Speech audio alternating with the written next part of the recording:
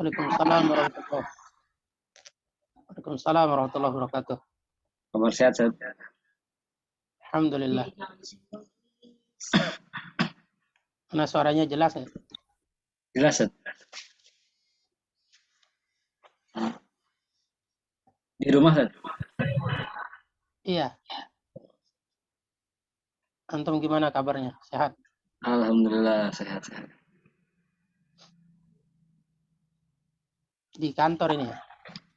Iya, Ustaz. Di kantor. Di ruang IT. Oh, di ruang IT.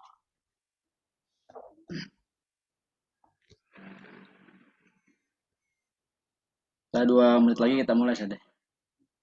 Baik. Sambil nunggu yang lain. Udah banyak yang bergabung. Baru setengahnya. Baru 56. Oh, 56 orang.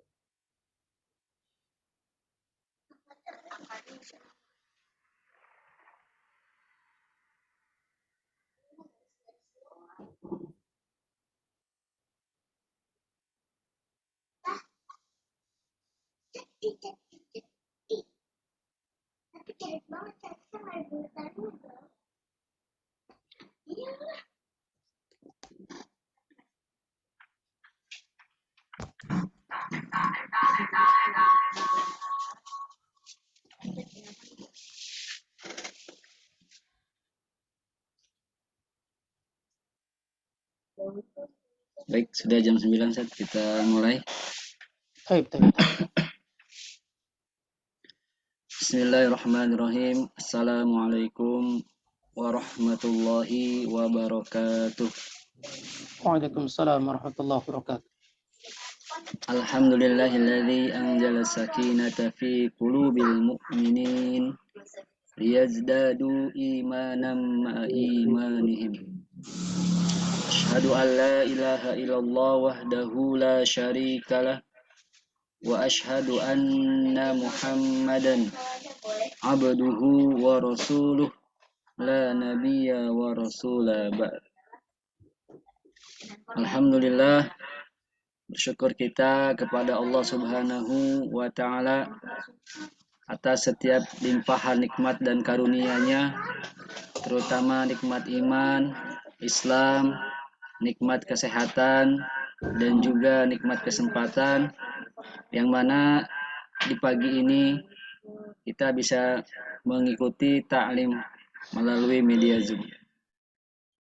Salawat dan salam semoga dan selalu tetap tercurah dan terlimpahkan kepada uswah dan qudwah kita Nabi Muhammad sallallahu alaihi wasallam, kepada seluruh keluarganya, para sahabatnya, serta mudah-mudahan kepada kita sebagai umatnya yang senantiasa selalu tetap istiqomah berada di jalannya, dan semoga kita semuanya mendapatkan syafaatnya di yaumil akhir nanti. Yang sama-sama kita hormati Ibu Haja Dwirani, semoga beliau bisa ikut bergabung bersama kita. Dan yang kami hormati Ustadz Saiful Bahri SHI, insya Allah beliau yang akan menyampaikan tausiah pada kesempatan ini, dan juga kepada seluruh karyawan dan karyawati PT SAR dan Permindo yang kami hormati.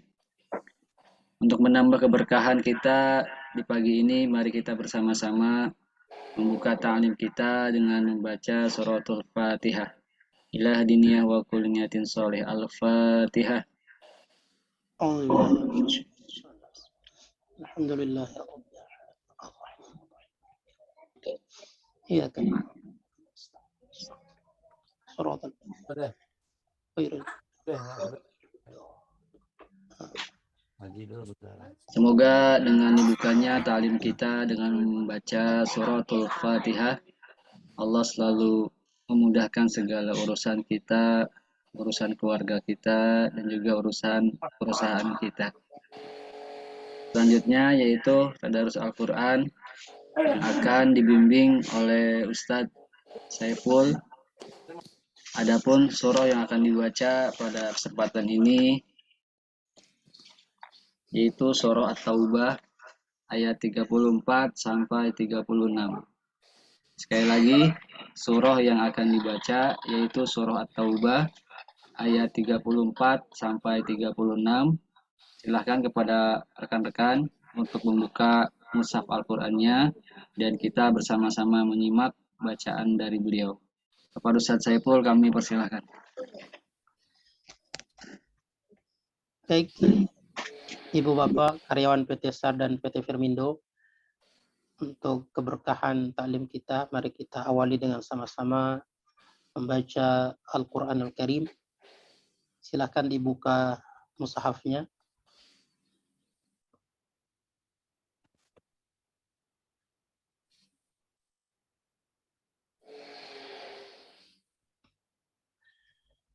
أعوذ بالله من الشيطان الرجيم.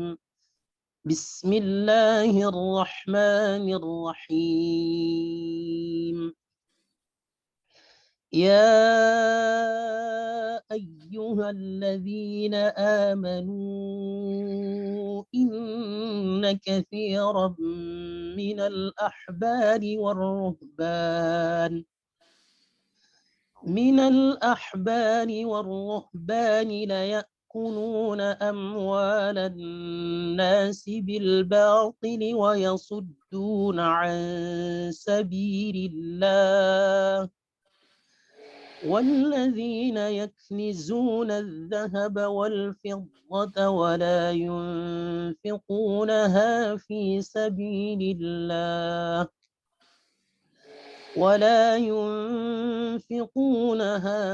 سبيل الله فبشرهم بعذاب أليم يوم يحمى عليها في نار جهنم فتقوى بها جباههم وجنوبهم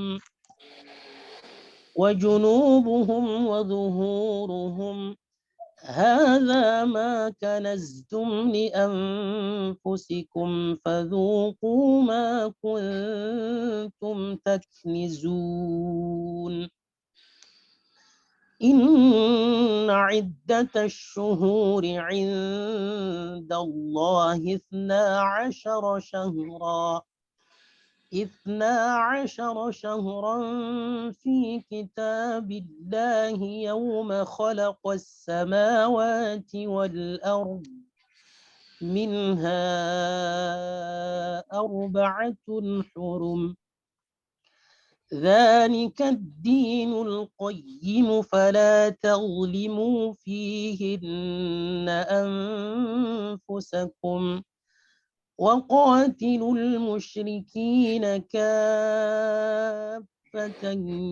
كما يقاتلونكم كافة واعلموا أن الله مع المتقين صدق الله العظيم. Shadaqallahul Azim. Maha benar Allah dengan segala firman-Nya. Alhamdulillah kita sudah sama-sama mendengarkan dan bacaan dari guru kita Ustadz Saiful. Semoga bagi yang ikut membaca dan yang mendengarkan, Allah berikan pahala dan juga rahmatnya.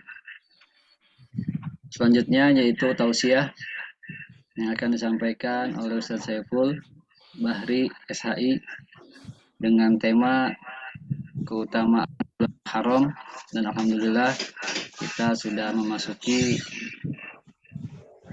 tahun 1442 Hijriah.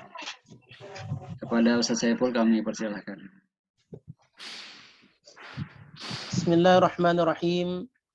Assalamualaikum warahmatullahi wabarakatuh. Waalaikumsalam warahmatullahi wabarakatuh. Alhamdulillahilladzi an'amana bi ni'matil iman wal islam. Asyhadu an la ilaha illallah wahdahu la syarika lah wa asyhadu anna Muhammadan abduhu wa rasuluhu la nabiyya ba'dah. Qala Allah Ta'ala fi kitabihil karim. A'udzu billahi minasy syaithanir rajim. Ya ayyuhalladzina amanu taqullaha haqqa tuqatih wa la tamutunna illa wa antum muslimun. Wa qala Allah Ta'ala aydan الذين آمنوا وهاجروا وجاهدوا في سبيل الله بأموالهم وأنفسهم أعظم درجة عند الله وأولئك هم الفائزون. وقال النبي صلى الله عليه وسلم والمهاجر من هجر ما نهى الله عنه. اللهم صل على محمد وعلى آله وصحبه ومن تبعهم بإحسان إلى يوم الدين أما بعد. Yang saya hormati dan yang sama-sama kita hormati Ibu Hajjah Duirani, yang saya hormati para pimpinan PT SAR dan PT Firmindo, yang saya hormati karyawan dan karyawati PT SAR dan PT Firmindo, yang insya Allah mudah-mudahan semua yang hadir di pagi hari ini, mudah-mudahan semua selalu dalam lindungan Allah Subhanahu wa Ta'ala. Pertama-tama mari kita panjatkan puji serta rasa syukur kita kepada Allah Subhanahu wa Ta'ala atas begitu banyak limpahan nikmat yang telah diberikan oleh Allah Subhanahu wa Ta'ala kepada kita semua. Di antara nikmat yang terbesar tentunya lah nikmat iman, nikmat Islam. Selain itu juga tidak kalah pentingnya juga Allah Subhanahu wa Ta'ala masih terus mencurahkan kepada kita nikmat kesehatan, nikmat diberikan kesempatan untuk kita kembali bermuajahah, bertatap muka, bersilaturahim melalui via Zoom ini dalam rangka kita menghadiri taklim kita, serta masih banyak nikmat-nikmat yang lainnya, dan kita berharap mudah-mudahan apa-apa yang kita lakukan akan diterima sebagai amal soleh oleh Allah Subhanahu wa Ta'ala, dan mudah-mudahan itu menjadi bagian dari ungkapan rasa syukur kita kepada Allah Subhanahu wa Ta'ala. Salawat serta salam semoga tetap tercurah karibaan baginda Nabi Muhammad sallallahu alaihi wasallam kepada keluarganya, sahabatnya, dan kita sebagai umatnya.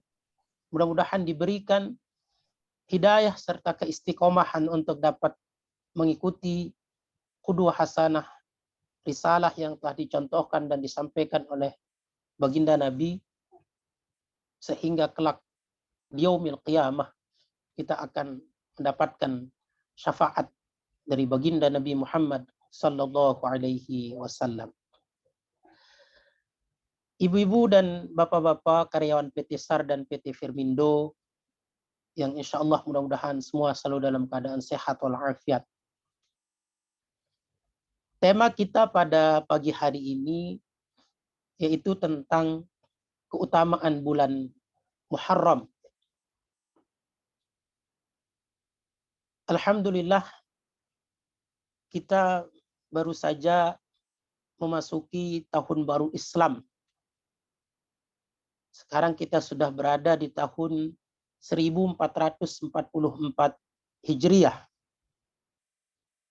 Tepatnya sekarang kita sudah berada di tanggal 8 Muharram. Tanggal 8 Muharram 1444 Hijriah. Ibu-ibu dan bapak-bapak hadirin jamaah rahimakumullah. Sebelum kita membahas tentang apa keutamaan dari bulan Muharram itu, yang merupakan awal atau bulan pertama dari tahun Hijriah.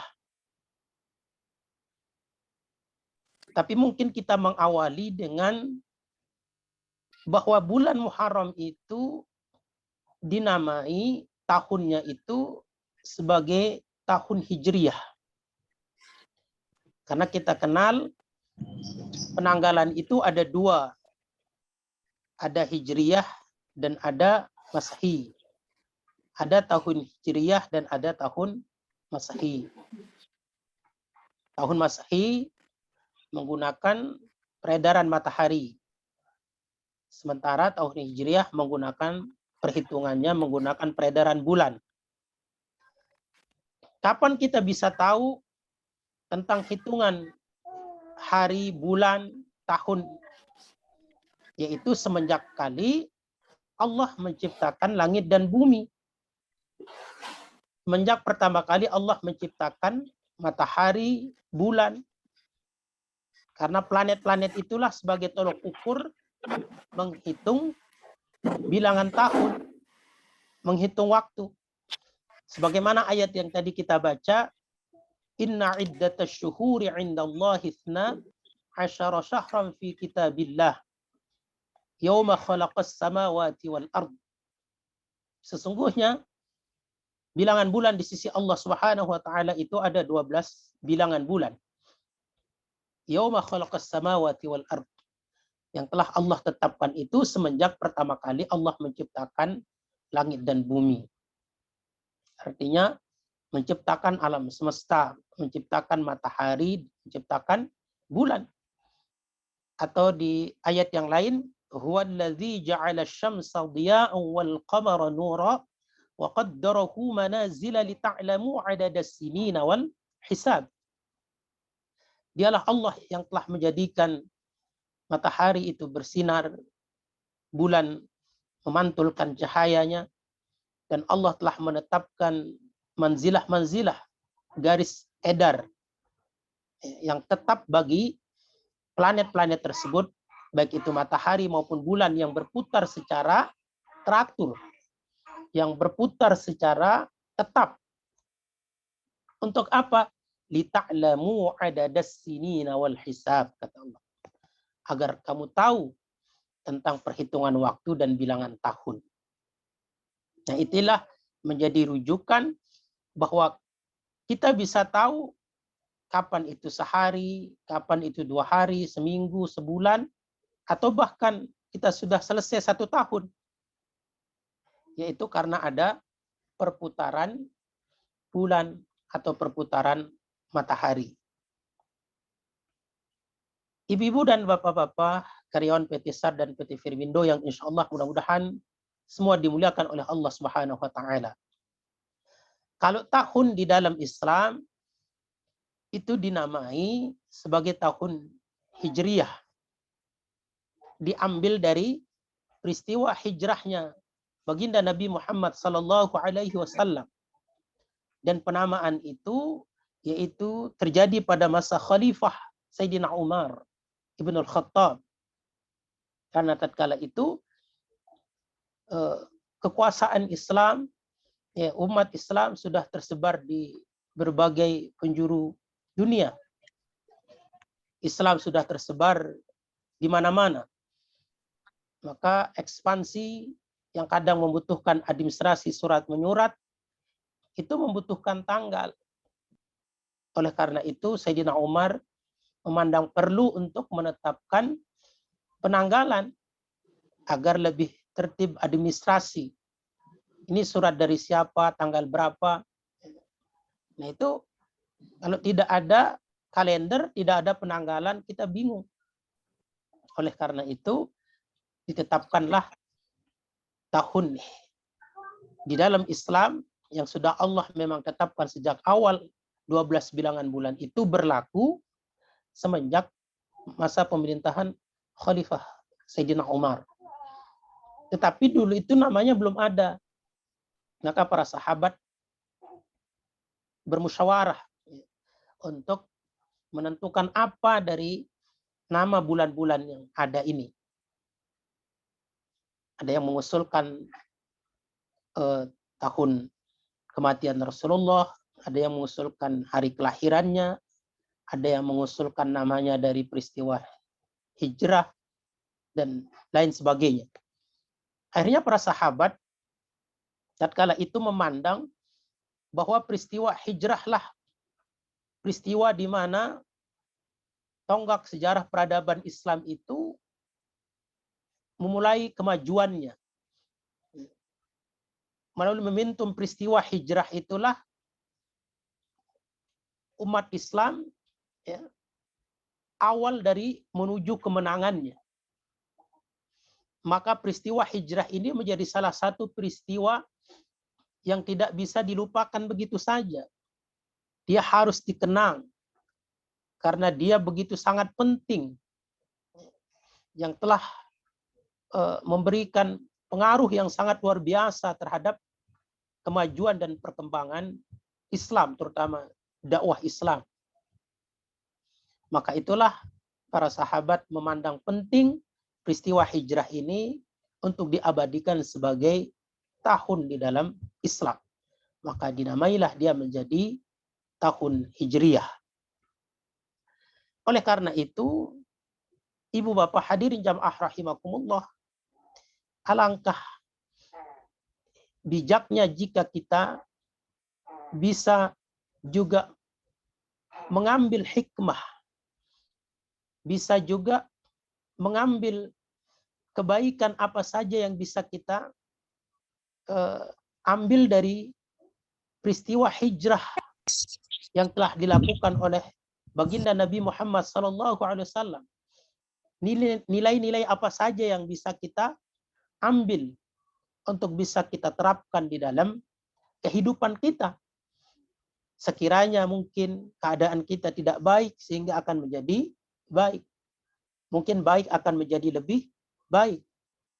Karena inilah esensi daripada hijrah itu. Hijrah ya, terambil dari kata hajaro, yaitu berpindah. Yang artinya dulu kaum muslimin, para sahabat berpindah dari kota Mekah ke kota Yathrib, atau yang dikenal sekarang dengan istilah Madinah.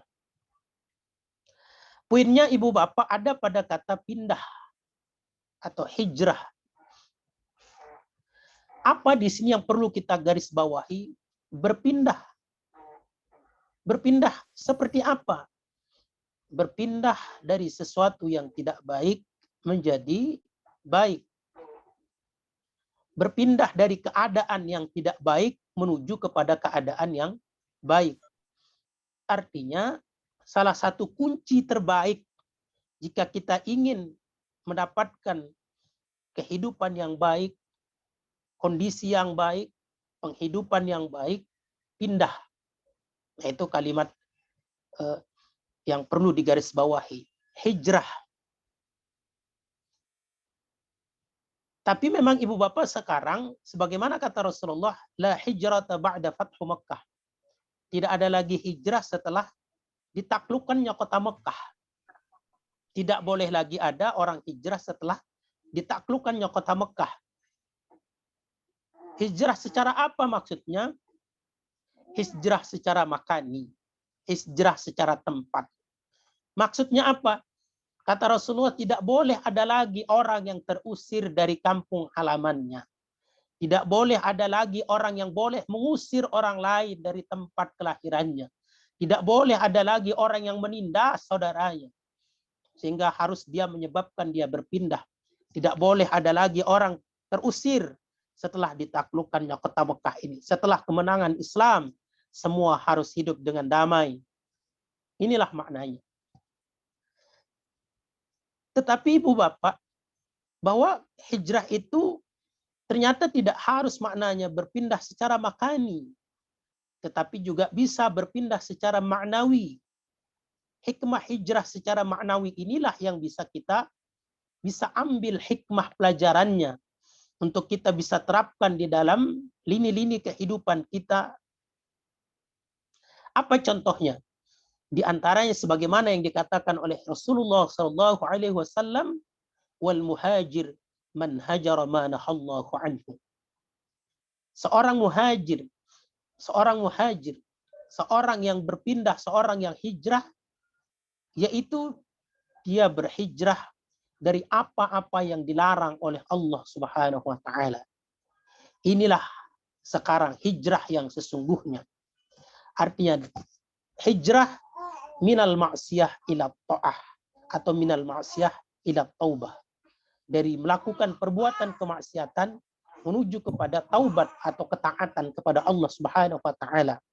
Itulah yang paling utama, itulah yang paling penting dari kita bisa mengambil peristiwa hijrah. Kita harus berhijrah manahallahu an, dari apa-apa yang dilarang oleh Allah Subhanahu wa taala, berpindah, berhijrah dari apa-apa yang dilarang oleh Allah Subhanahu wa taala kepada apa-apa yang diperintahkan oleh Allah Subhanahu wa taala. Sebagaimana juga hal ini di dalam Al-Qur'an, Ibu Bapak, ada beberapa kalimat hijrah yang disampaikan oleh Allah Subhanahu wa taala. Di antaranya di surah Al-Muddathir. Ya ayyuhal muddathir qum fa'anzir wa rabbaka fakabbir wa thiyabaka fatahhir warrujza fahjur. Warrujza fahjur. Fahjur, hajara. Ya. Apa kata Allah? Warrujza fahjur. Dan terhadap perbuatan keji, terhadap perbuatan buruk, terhadap perbuatan kemaksiatan, fahjur. Tinggalkanlah, berpindahlah, berhijrahlah. Sejalan dengan makna yang terdapat di dalam firman Allah Subhanahu wa taala di dalam Al-Qur'an di surah Al-Muddathir. Inilah esensi yang sesungguhnya sekarang yang harus bisa kita terapkan dari makna hijrah, bahwa kita harus berhijrah dari apa yang dilarang oleh Allah Subhanahu wa taala. Kita berpindah dari perbuatan keji menuju perbuatan amal saleh, menuju perbuatan kebaikan. Ibu Bapak, para karyawan dan karyawan PT SAR dan PT Firmindo yang dirahmati oleh Allah Subhanahu wa taala, ada juga misal di ayat yang lain. Ini sebagai gambaran saja bagaimana sesungguhnya penerapan hijrah dalam konteks sekarang yang bisa kita ambil misal di dalam Al-Qur'an. Di antaranya misal kita temukan di dalam Al-Qur'an di surah An-Nisa. Salah satu tuntunan Allah Subhanahu wa taala kepada hamba-hambanya yang berkeluarga, yang memiliki istri, jika istrinya itu sudah berlaku nusyuz, yaitu istrinya sudah tidak taat lagi kepada suaminya, atau istrinya sudah tidak mau lagi menjalankan kewajibannya sebagai seorang istri, maka kata Allah di antaranya cara menanganinya berhijrah. Wallati takhafu nanusyuzahun. Dan jika kamu khawatir terhadap istrimu berlaku nusyuz, maka fa'izuhun. Kata Allah, nasihati, itu yang pertama caranya. Kemudian yang kedua, wahjuruhunna fil madaji. Wahjuruhun. Berpindah, pindah tempat tidur. Ini juga maknanya adalah hijrah, ya. Pindah tempat tidur. Wahjuruhunna fil madaji. Ini juga maknanya hijrah. Ikhwani fillah. Wallati takhafuna nusyuzahunna fa'izuhunna wahjuruhunna fil madaji'. Maka seandainya sudah dinasehati juga belum mempan, ya, sudah kita bilangin baik-baik juga belum mau, maka tingkatkan lagi caranya. Hijrah, coba pindah. Pindah apa? Wahjuruhunna fil madaji'. Pindah tempat tidur. Itu juga bagian dari penerapan nilai-nilai hijrah. Intinya seperti yang tadi, jika kita memiliki kondisi keadaan yang tidak baik, maka jangan diam saja. Maka jangan hanya tidak berbuat. Jangan menerima kondisi yang seperti itu. Haruslah berbuat. Apa yang bisa kita lakukan? Sebagaimana dulu sahabat, mereka tertindas di bumi Mekah. Mereka terintimidasi. Mereka tidak bisa menjalankan kewajibannya, tidak bisa beribadah.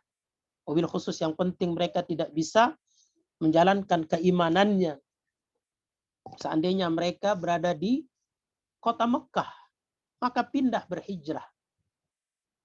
Jika kondisi keadaan kita di rumah tangga sudah tidak baik, maka coba salah satu solusinya berhijrah. Pindah tempat tidur salah satunya. Itu solusi dari Allah Subhanahu wa taala, dari bagian dari penerapan makna hijrah. Atau mungkin dalam konteks pergaulan sosial. Makna hijrah juga kita temukan misal di dalam Al-Qur'an. Misal di surah Al-Muzammil ada kalimat wasbir ala ma yaquluna wahjurhum hajran jamila. Maka bersabarlah kata Allah atas apa yang mereka katakan. Wahjuruhunna wasbir ala ma yaquluna wahjurhum hajran jamila. Maka kamu pindah.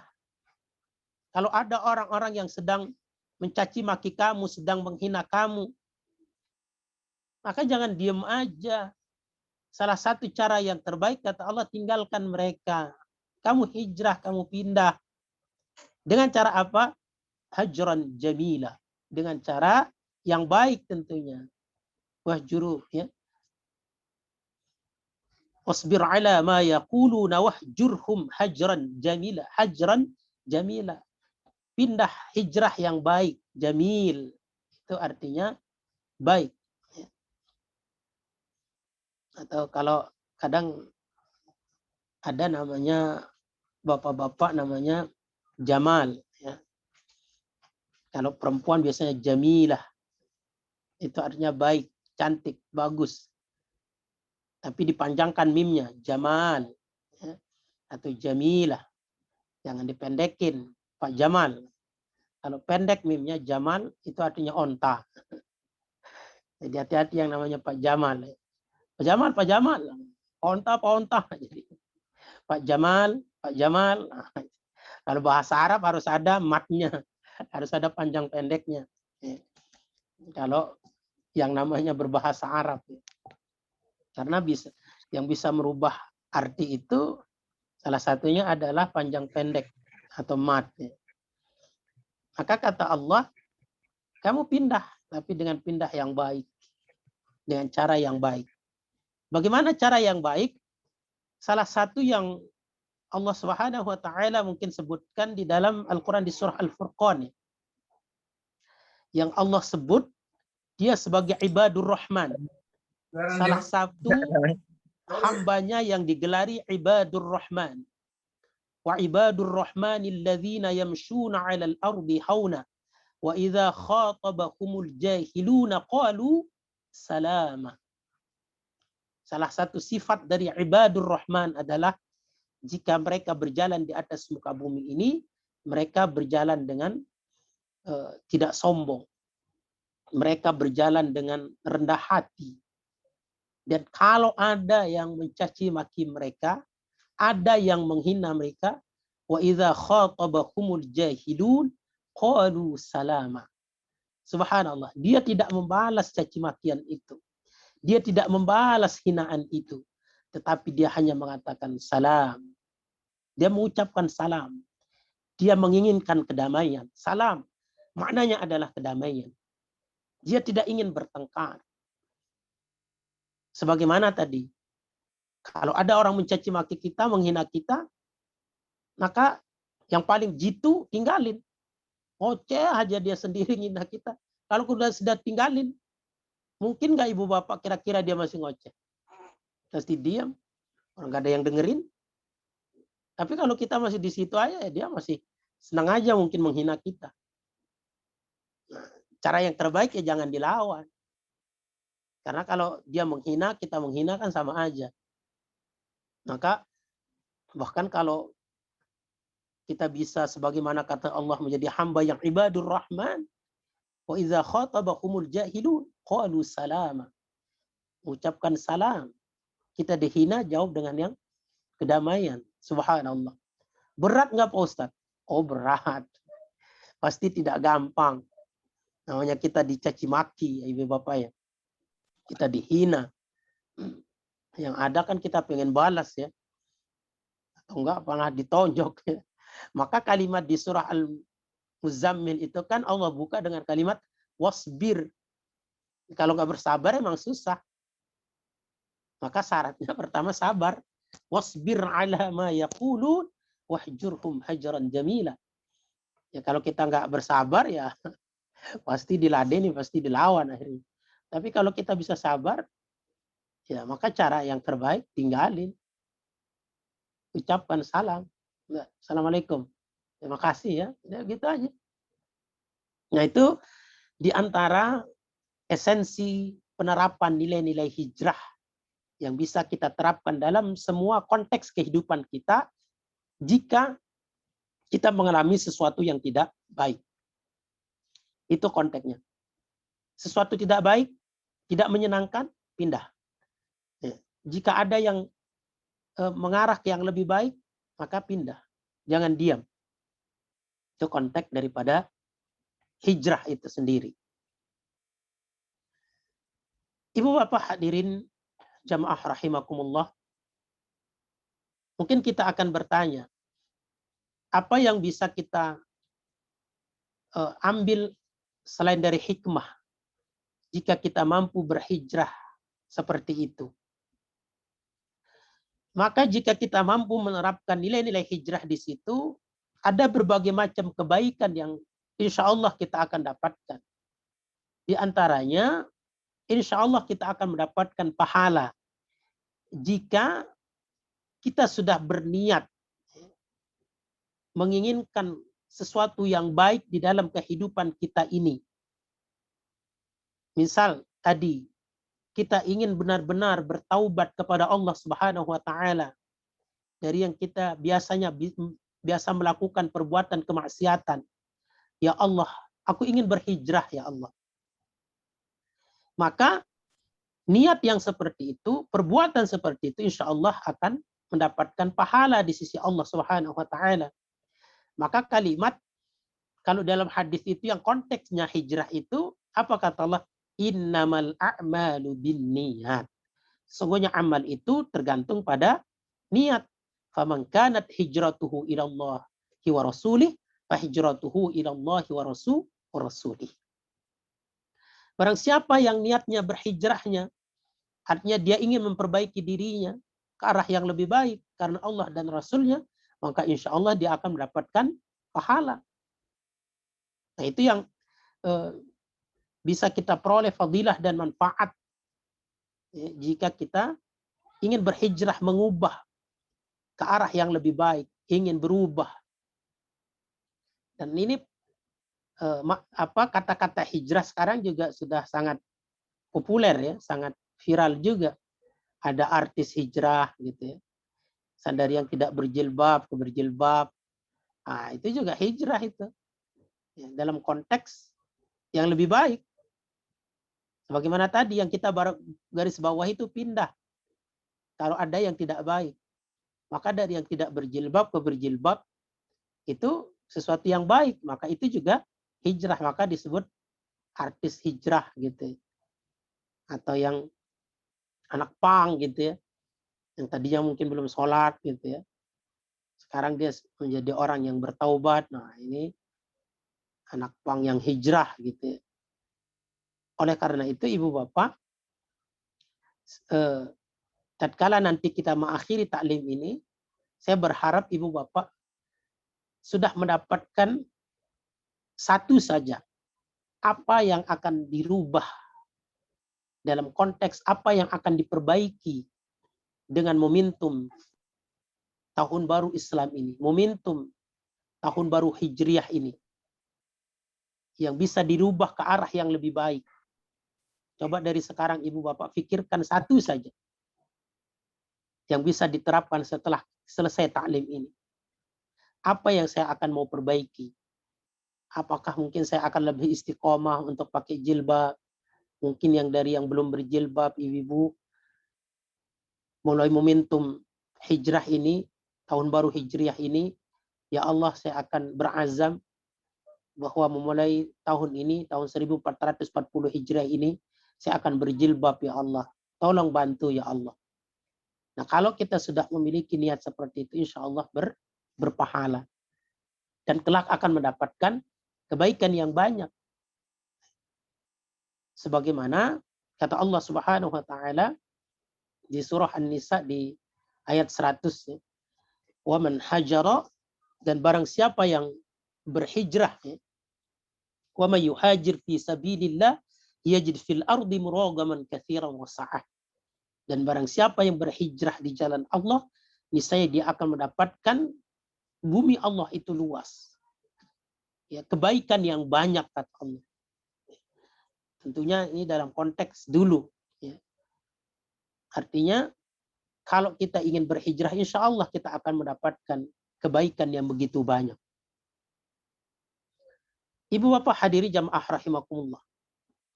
Nah, yang terakhir, yang bagian dari inti tema taklim kita, yaitu tentang keutamaan bulan Muharram. Seperti yang saya sampaikan di awal, bulan Muharram adalah bulan pertama dari tahun Hijriah. Setelah kita membahas tahunnya, sekarang kita membahas tentang bulannya.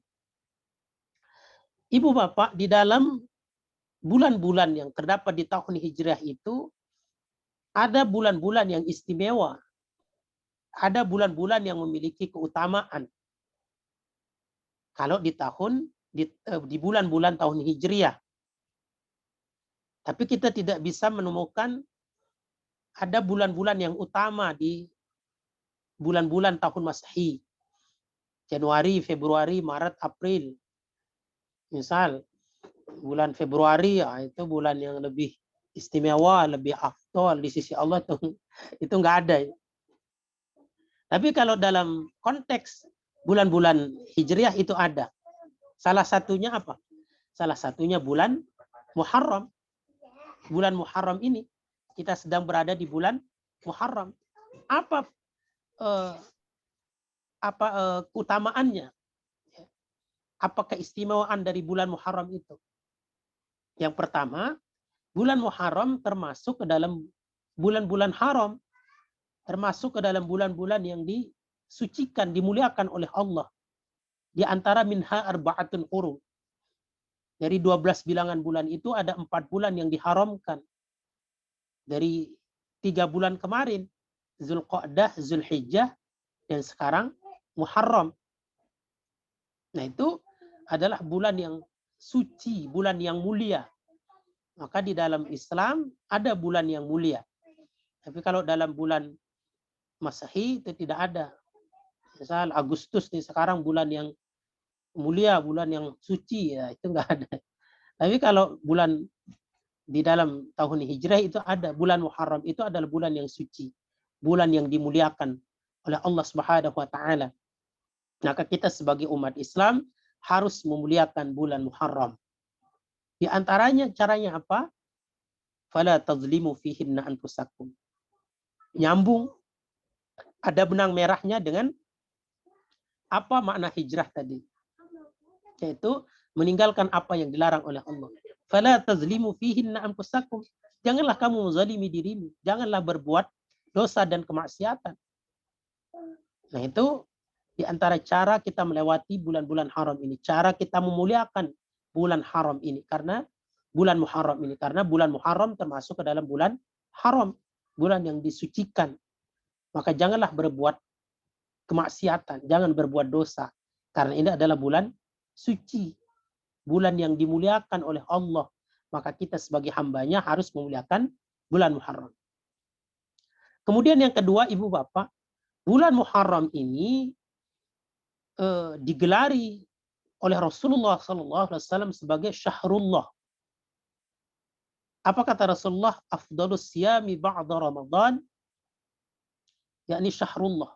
Seafdal-afdal berpuasa setelah bulan Ramadan, yakni Syahrullah. Berpuasa di bulan Allah Al-Muharram, yaitu bulan Muharram. Nah, setelah hadis ini, yang menjadi salah satu keistimewaan bulan Muharram, Ibu Bapak, Rasulullah SAW bahkan Allah yang menamakan awal bulan di tahun Hijriah ini dengan sebutan Syahrullah, yakni bulan Allah Al-Muharram. Sebelumnya Ibu Bapak belum namanya bulan Muharram. Sebelum Rasulullah SAW menamai bulan ini. Dulu di zaman jahiliyah kan sudah ada nih 12 bilangan bulan ini yang Allah telah tetapkan semenjak Allah pertama kali menciptakan langit dan bumi.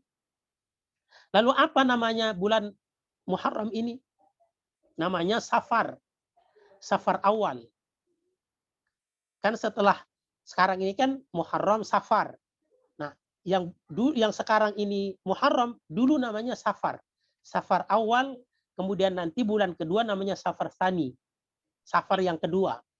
Nah, tapi setelah Rasulullah SAW menamai bulan awal dari tahun awal bulan dari tahun Hijriah ini namanya Al-Muharram. Nah, berubah menjadi Safar awal menjadi Al-Muharram.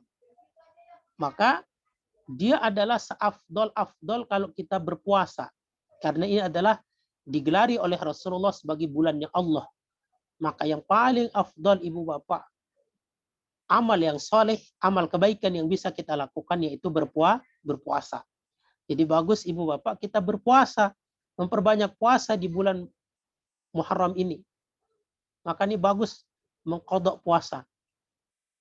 Selain keutamaannya apa? Kalau berada di bulan haram saja, pahalanya dilipat gandakan. Ditambah lagi dengan hadis afdalus siyami ba'da Ramadan syahrullah.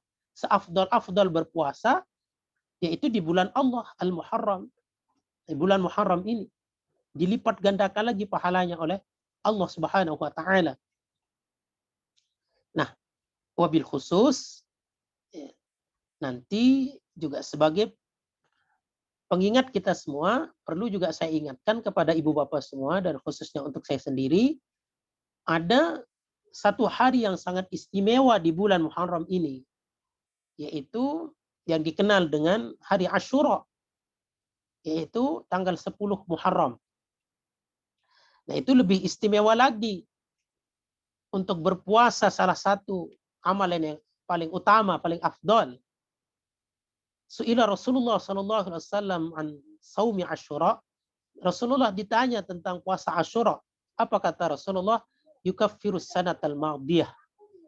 Kalau kamu bisa berpuasa di hari Asyura, di tanggal 10 Muharram, maka keutamaannya dia dapat menghapuskan dosa setahun yang lalu. Subhanallah. Maka ibu bapak yang memiliki kesempatan, diberikan kesempatan oleh Allah Subhanahu wa taala sehat panjang umur, jangan lupa kita berpuasa tanggal 10 Muharram. Dan insya Allah jatuh pada hari Senin besok. Ya, kalau sekarang tanggal 8 Sabtu, Ahad 9, Senin 10. Jadi jatuh hari 10 tanggal Asyuranya, hari Asyuranya. Tanggal 10 Muharramnya. Jadi subhanallah itu berlipat-lipat keutamaannya. Satu, bertepatan dengan bulan haram, bertepatan dengan hari Senin, bertepatan dengan Syahrullah, bulannya Allah, subhanallah. Jadi sangat rugi jika kita tidak bisa memanfaatkan kesempatan jika kita diberikan oleh Allah untuk kita berpuasa jangan lupa untuk berpuasa pada hari Asyura. Memang bagusnya kita dari tanggal 9. Karena itulah hadisnya. Karena asbabul wurud dari perintah ini adalah tatkala Rasulullah berhijrah ke Madinah, mendapati orang-orang Yahudi berpuasa setiap di hari Asyura. Maka Rasulullah bertanya, kenapa kamu berpuasa? Mereka menjawab, yaitu aku dalam rangka berterima kasih, bersyukur kepada Allah atas diselamatkan Musa dari Fir'aun. Maka kata Rasulullah, aku lebih berhak atas Musa daripada kalian. Maka aku perintahkan, wahai sahabatku, untuk berpuasa pada hari Asyura. Tapi ada yang bilang, ya Rasulullah, kalau kita tanggal 10-nya saja kan sama mengikuti orang Yahudi dong. Nah, dalam hadis yang lain kata Rasulullah, kalau begitu tahun depan aku perintahkan kalian untuk berpuasa dari tanggal 9. Wal mukhaliful yahud, ya, untuk apa istilah menyelisihi orang-orang Yahudi. Maka bagus kita berpuasa dari tanggal Tasu'a, ya, dari tanggal 9 dan 10 Muharram. Dan yang terakhir, Ibu Bapak hadirin jamaah rahimakumullah, bahwa tadi ya bulan Muharram ya. Nah itu yang tadi ada 3. Yang pertama dia termasuk bulan haram. Kemudian yang kedua dia syahrullah, disunnahkan untuk memperbanyak puasa. Ya, dan yang ketiga kita berpuasa pada hari Asyura. Nah itulah ada 3 keutamaan dari bulan Muharram. Wallahu a'lam bishawab. Mungkin ada kurang lebih 10 menit untuk tanya jawab. Silakan Ibu Bapak, silakan Pak Omar. Baik, jazakallah sama jaza kepada Ustadz Saiful Bahri SHI yang sudah memberikan tausiahnya kepada kita baik mengenai hijrah dan juga keutamaan bulan Muharram. Silakan kepada Bapak Ibu apabila ada pertanyaan, kami persilahkan untuk bertanya kepada beliau. Tuh aja.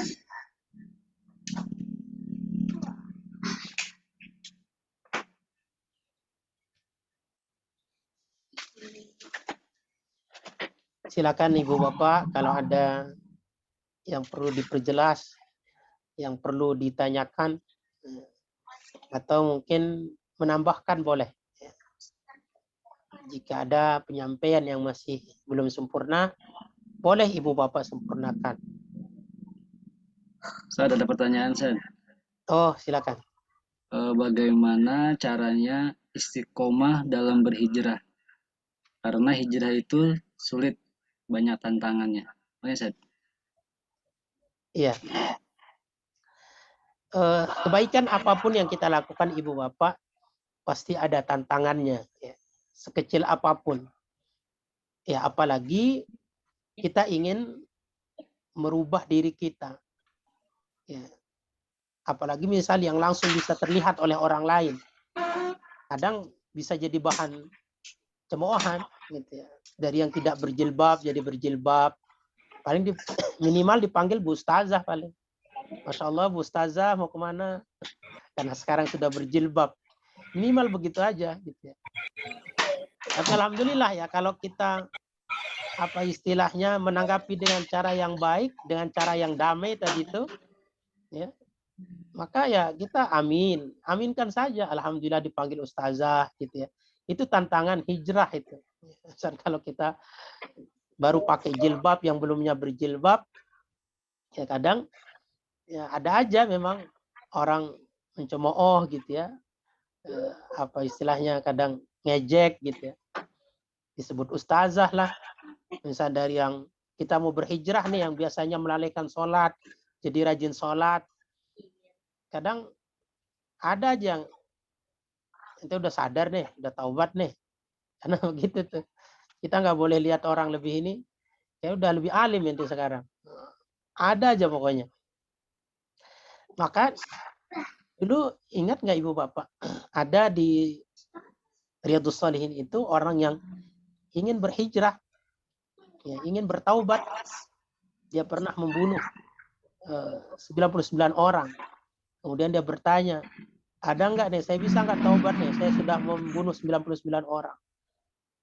Kata orang itu, nggak bisa, kamu nih penjahat banget nih, kamu nggak bakal diampuni nih, dibunuhlah dia genap 100. Maka dia berjalan, kemudian bertemulah dengan seorang ulama. Dia menyampaikan keinginannya untuk berhijrah, untuk bertaubat. Kata ulama itu, kamu pindah, jangan di sini kamu bertaubatnya. Ya. Kalau tidak memungkinkan di situ, maka hijrah salah satu solusinya. Maka ibu bapak, hijrah ini sebenarnya banyak sekali konteksnya yang bisa kita terapkan. Maka ada yang sesuatu yang tidak baik, pindah. Nah, yang paling sulit memang adalah bisa terus istiqomah di dalam kebaikan. Maka di antara caranya adalah satu, buat nuansa yang kira-kira tadi itu bisa kita menjalani apa yang sudah kita perbaiki. Maka tadi, kenapa ulama itu menyarankan dia tidak bertaubat di tempatnya sendiri, tapi kamu pergi ke kampung sana, kamu bertaubat di sana. Karena kondisinya itu tidak mungkin kan di situ, khawatir tadi itu. Preman, sholat gitu ya, tiba-tiba taubat, ada preman yang biasa bunuh orang, tahu-tahu sholat. Wah, orang pasti diledekin nih. Wah, tahu sendiri kalau preman diledek, apalagi tadi orang bilang nggak bisa bertaubat aja dibunuh sama dia.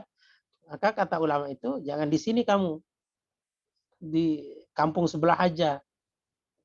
Mungkin di sana ulama itu tahu, di sana mungkin suasana sudah kondusif, lingkungannya bagus. Jadi apa? Cari lingkungan yang kondusif. Bergaullah dengan teman yang baik, ya, yang kira-kira tidak akan bisa lagi kita terjerumus untuk ke arah yang lebih buruk lagi. Kita sudah baik-baik nih, maka cari komunitas. Maka kan ada komunitas hijrah. Itu mereka itu salah satu untuk menjaga keistiqomahannya itu. Ya, karena itu tantangannya, ujiannya. Maka kalau kita bareng-bareng, insya Allah akan lebih kuat. Maka cari apa istilahnya komunitas, teman, cari suasana, lingkungan yang bisa mendukung hijrah kita, yang bisa mendukung apa yang akan kita lakukan. Ya.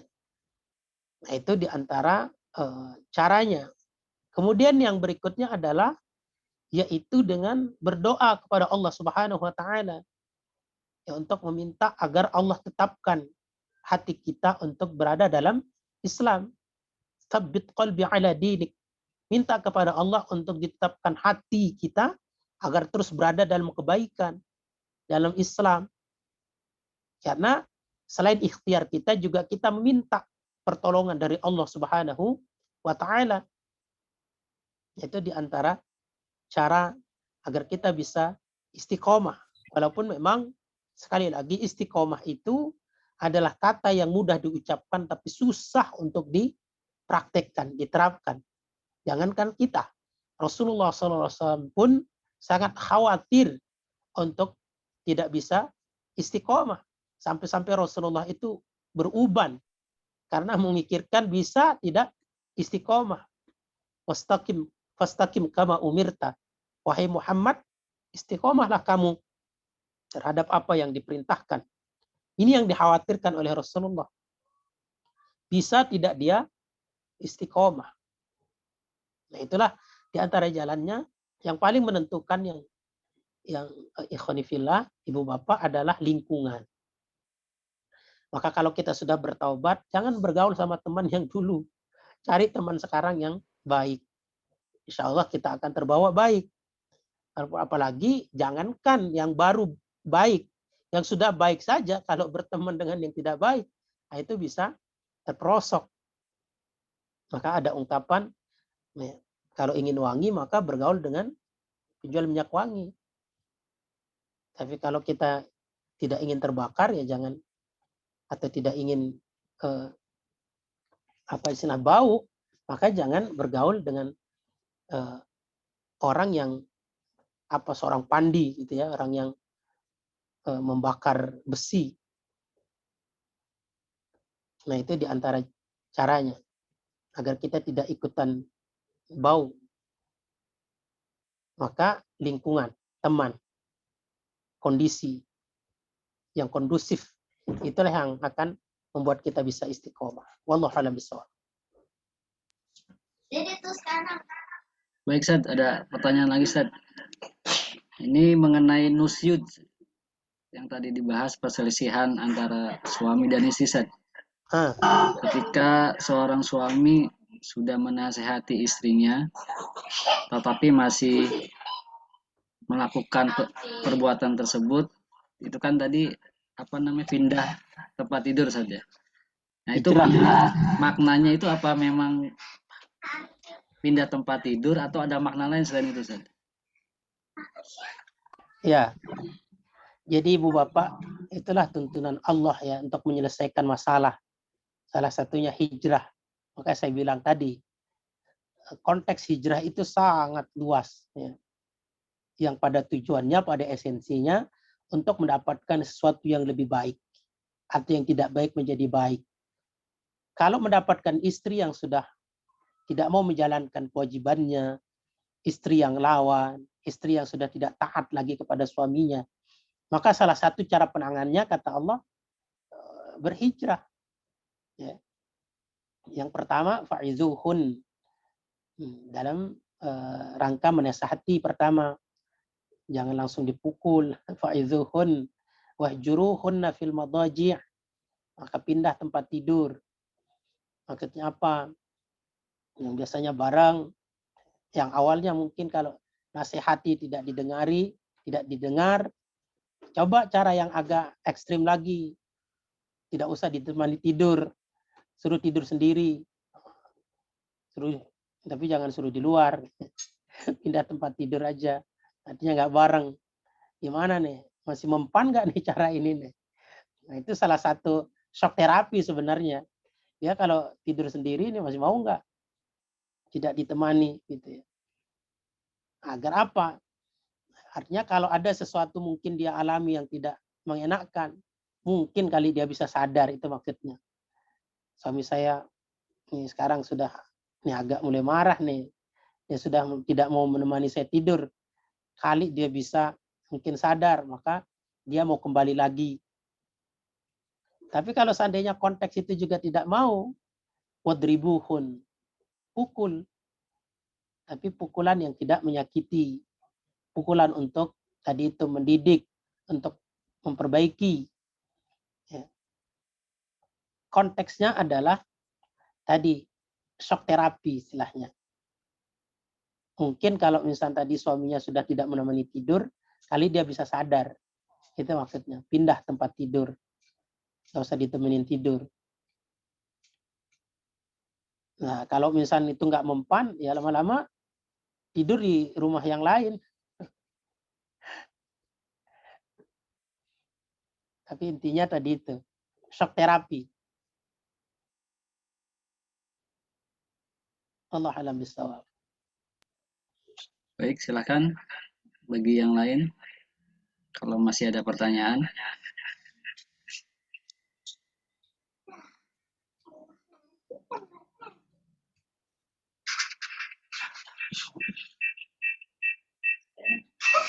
Baik, Sad, ada pertanyaan, Sad? Oh ya, kalau semisalnya suaminya yang tidak patuh atau melanggar terus syariat, istri harus bagaimana, Sad? Ya, apa harus pindah tempat tidur juga gitu ya? Mereka gantian, Sad. Gantian. Tadi sekarang suaminya nih. Ini pasti pertanyaan dari ibu-ibu nih ya. Ya, intinya ibu bapak kita semua ini memiliki tanggung jawab, memiliki hak dan kewajiban. Kita sebagai istri juga ada kewajiban. Sebagai suami juga ada kewajiban. Nah, salah satu kewajiban kita di dalam rumah tangga adalah yaitu memelihara rumah tangga kita agar sesuai dengan tujuan kita membina rumah tangga itu sakinah, mawaddah, warahmah. Tapi kalau sudah ada masalah, Dalam konteks ini istri yang bermasalah, ya, maka sebelum penanganan yang lebih lanjut, maka Allah Subhanahu wa taala telah memberikan cara-caranya. Lalu bagaimana dengan seandainya suami? Maka kalau suami, apa konteks apa? Seperti apa? Apakah dia sudah tidak menjalani kewajibannya? Maka doakan suaminya. Bisa dinasehati. Akang, kenapa sekarang Akang udah berubah? Dinasehati sekarang. Biasanya ngasih uang belanja, sekarang kayaknya jarang-jarang.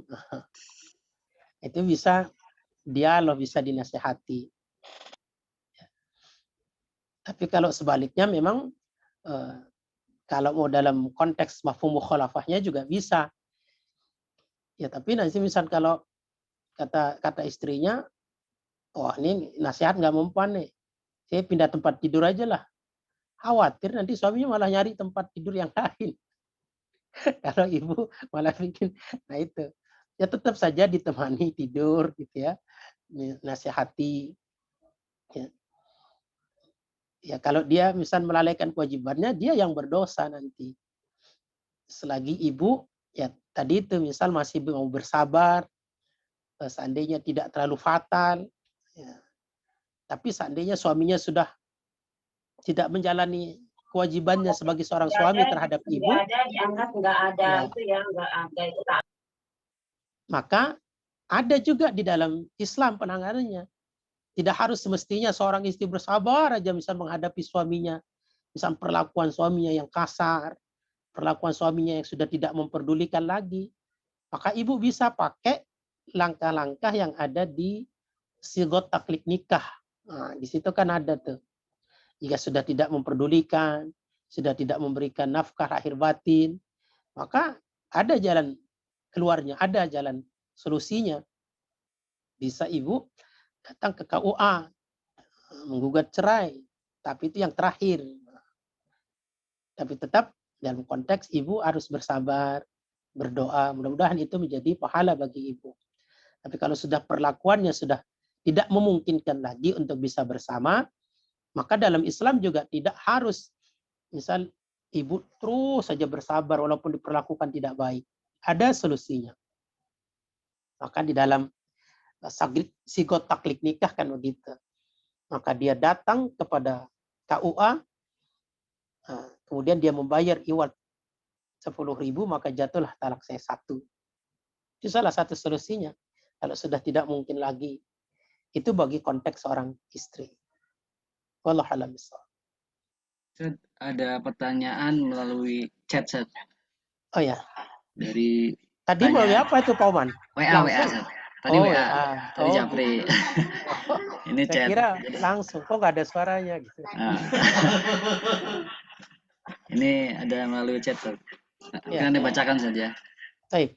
Apakah dosa istri yang berselingkuh masih bisa diampuni atau tidak akan terampuni, Seth? Ya. Allah Subhanahu wa taala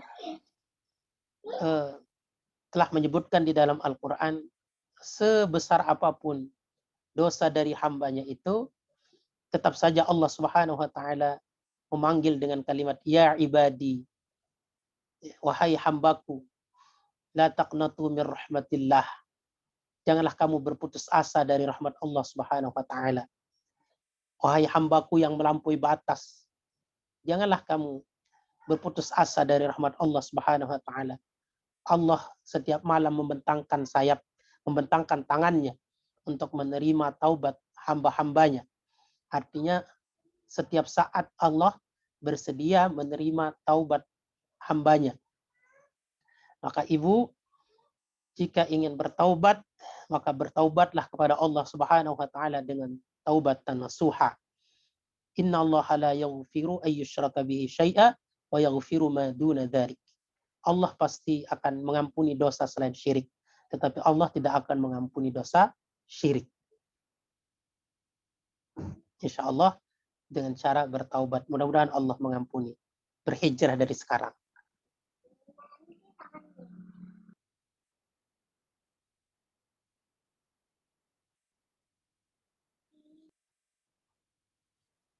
Ada lagi? Baik, silakan, masih ada lagi satu lagi pertanyaan. Bisa langsung ditanyakan ke beliau.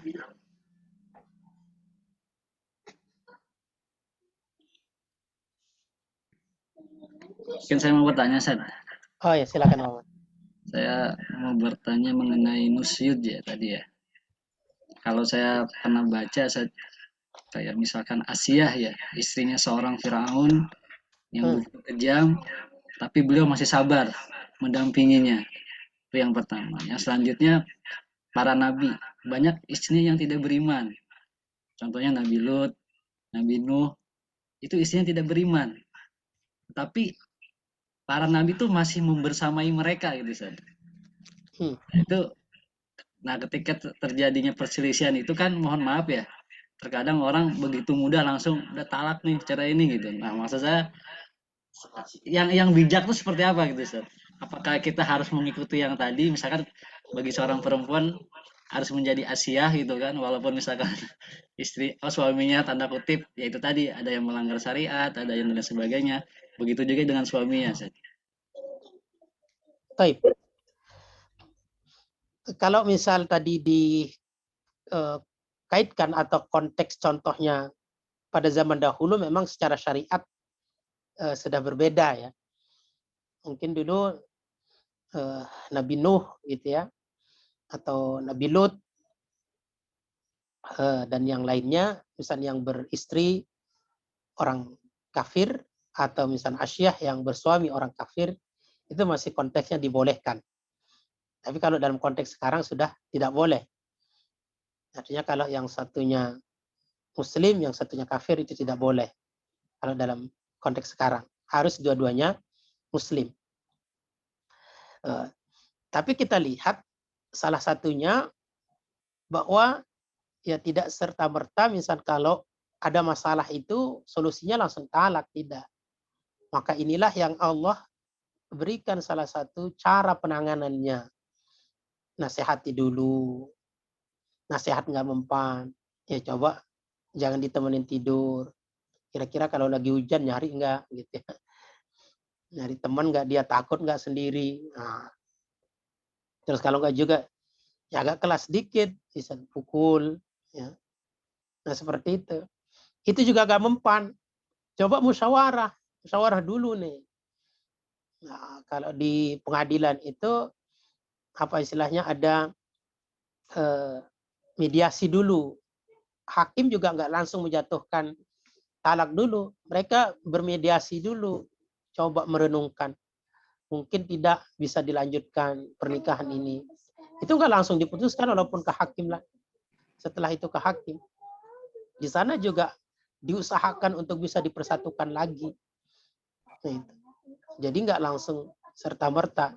Tapi kalau sudah di antara ininya, yaitu dengan mendatangkan apa istilahnya keluarga dari masing-masing pihak, baik dari pihak suami maupun dari pihak istri, tadi untuk bermusyawarah apa sebenarnya masalahnya ini.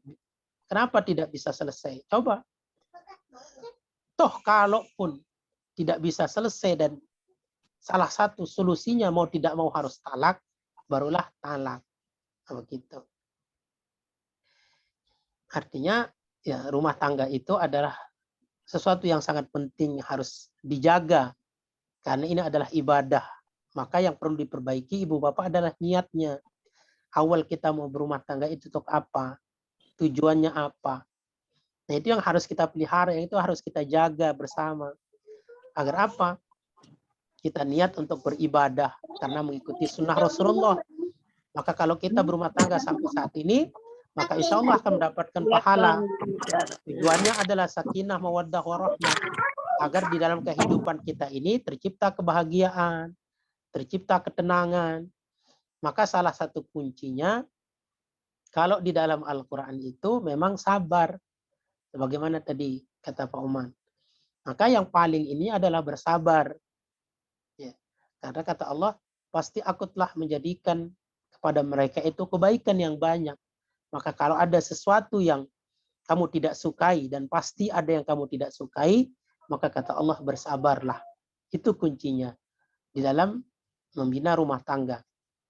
Salah satunya adalah dengan bersabar. Wallahu a'lam bishawab. Baik, untuk pertanyaan kita cukupkan.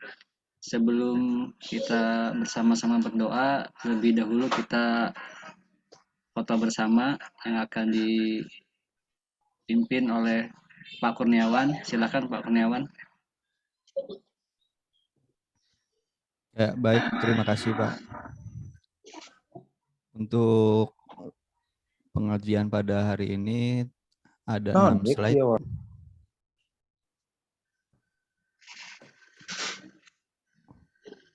Silakan Bapak Ibu untuk bersiap terlebih dahulu dan menyalakan videonya. Untuk slide yang pertama, 1, 2, 3.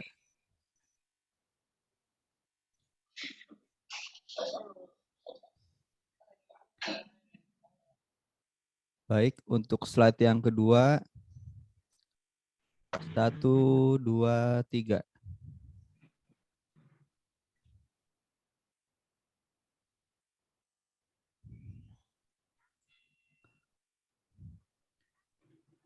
Untuk slide yang ketiga, 1, 2, 3.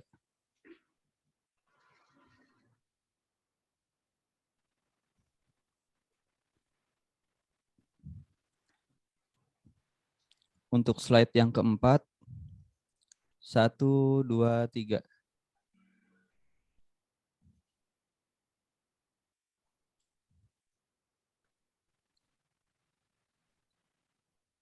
Untuk slide yang kelima, 1, 2, 3.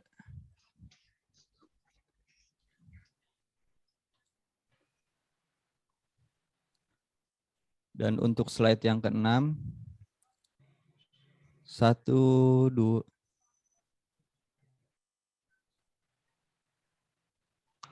Yang keenam, 1, 2, 3. Ya, baik, sudah Pak Oman, terima kasih. Baik Pak Kurniawan, terima kasih. Selanjutnya doa yang akan dipimpin oleh Ustaz Saiful. Kepada beliau kami persilakan. Baik, Ibu Bapak, untuk keberkahan taklim kita, mari kita tutup dengan sama-sama berdoa kepada Allah Subhanahu wa taala. Kita berwasilah dengan bacaan suratul Fatihah. Mudah-mudahan kita semua diberikan kesehatan, panjang umur, rezeki yang luas, halal dan barokah. Mudah-mudahan keluarga kita juga selalu dalam perlindungan Allah, disehatkan. Ala hadzini wa ala kulli salih al-Fatihah. A'udzubillahi minasyaitonir rajim. Bismillahirrahmanirrahim. Alhamdulillahirabbil alamin arrahmanir rahim maliki yaumiddin. Iyyaka na'budu wa iyyaka nasta'in ihdinas siratal mustaqim. Siratal ladzina an'amta 'alaihim ghairil maghdubi 'alaihim waladdallin. Amin. A'udzubillahi minasyaitonir rajim. Bismillahirrahmanirrahim. Alhamdulillahi rabbil alamin hamdasy syakirin hamdan na'imin hamdan yuwafi ni'amahu wa yukafi mazidah. Ya Rabbana lakal hamdu kama yanbaghi li jalali wajhikal karim 'azim sultanik.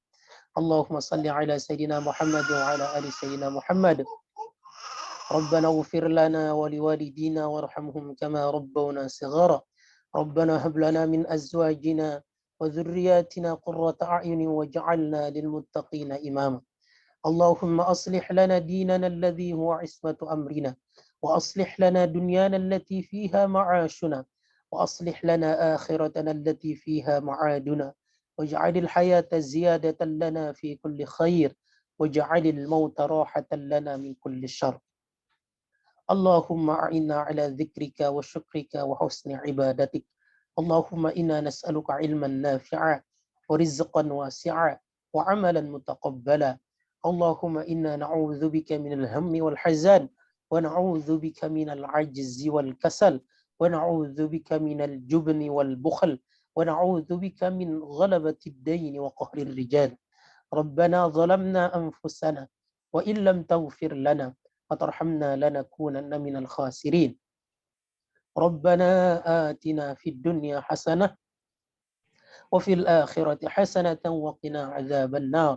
سبحان ربك رب العزة عما يصفون وسلام على المرسلين Walhamdulillahi rabbil alamin. Assalamualaikum warahmatullahi wabarakatuh. Waalaikumsalam warahmatullahi wabarakatuh. Semoga doa-doa yang kita panjatkan dikabulkan oleh Allah Subhanahu wa taala. Kami ucapkan jazakallah sangat jaza kepada Ustaz Saiful yang sudah meluangkan waktunya dan membersamai kita dalam kegiatan taklim rutin di PT SAR dan Permindo. Baik, kita bersama-sama menutup acara kegiatan kita dengan doa penutup majelis. Subhanakallahumma wa bihamdika asyhadu an la ilaha illa anta astaghfiruka wa atubu ilaik. Dari kami kurang dan lebihnya mohon maaf. Wassalamualaikum warahmatullahi wabarakatuh. Waalaikumsalam Assalamualaikum warahmatullahi wabarakatuh. Makasih Ustaz. Pamit paman semua, Ibu Hajah semua, Ibu Bapak. Ya. Pamit. Assalamualaikum. Waalaikumsalam warahmatullahi Nanang gimana Pak Uman? Megang kan Nanang? Anang lewat. Nanang lewat. Ya. Nanang lewat. Nggak jadi menjadi manajernya. Oke, nggak